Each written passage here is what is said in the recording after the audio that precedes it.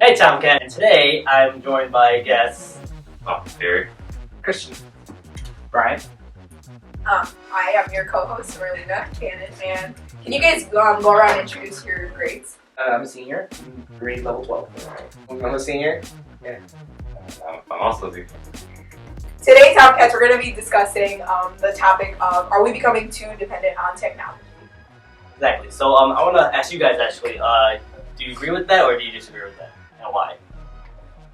In the way people have become dependent, but technology is pretty, there's a good side to it, you know? There's a good part. I do see the stigma that, I guess has been built up, these days, and I kind of personally hate it about how teenagers and, everyone in this generation is so glued to technology and everything, when I see it more as an advancement rather than a con and everything. I mean, I guess I could see where people are coming from saying how, it's all we put into our time and everything, but, with how much we've advanced in comparison to, I guess, a time like the 90s, I can't really see why you wouldn't want to or why that would be such a bad thing. I know a lot of teachers, in school right now, they're saying, kids, get off your phones, technology's killing you, and to me, it's I get your point because in class you're there to learn, right? But at the same time, I mean, what's having my phone on my desk? Why is that such a big issue? What's that gonna do? I'm not using it, it's just on there because, it's not I can't, I have small pockets or whatever.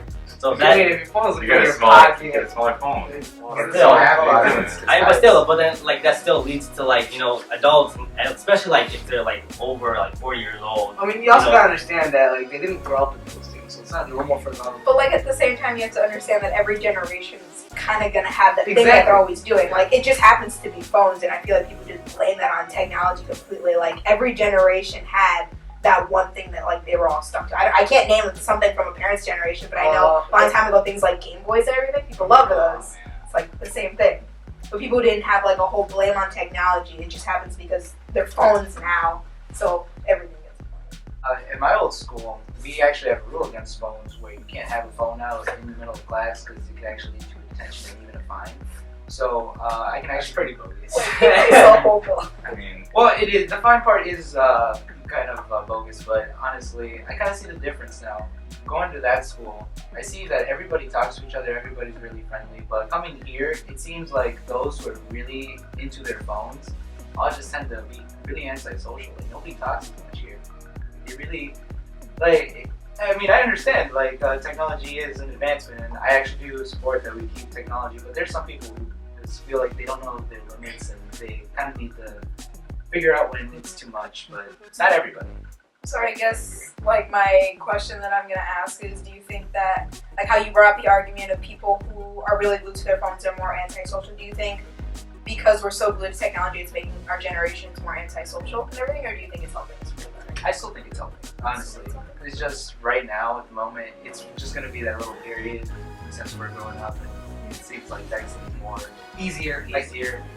But it honestly still helps with communications a lot better. So really, it just seems like we're not doing that much communication. And for example, you meet, we play a lot of video games, so we've met people online, we never meet in our lives, some of the best people, But, I mean, there's there's a certain point where, we should stop, and call outside and actually meet people.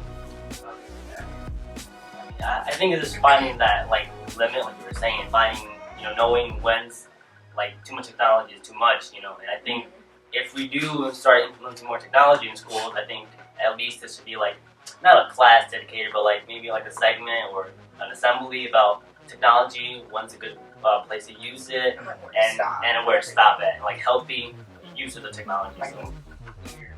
Yeah, that's what we talked about, the online relationship thing. Balance is They're nice. fine. Oh, online relationships, dude. I don't know how that's I don't know how that works. Well, honestly, the way I can Ask tell you- Brian. Brian knows that. Yeah, I do know actually.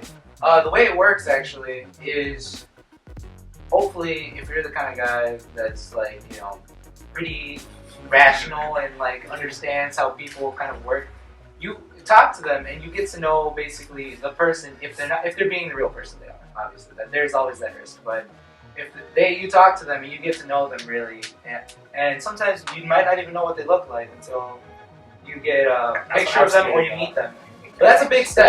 catfish. It's a weird. Yeah, catfishing is a big issue though. That's why it's a real big risk. Not a big recommendation, but still, I can understand how it develops. I mean, I've met some people that I've talked to for years.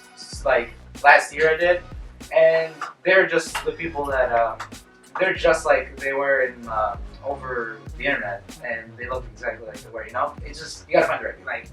I actually do think people rely too much on technology, like how Brian was saying.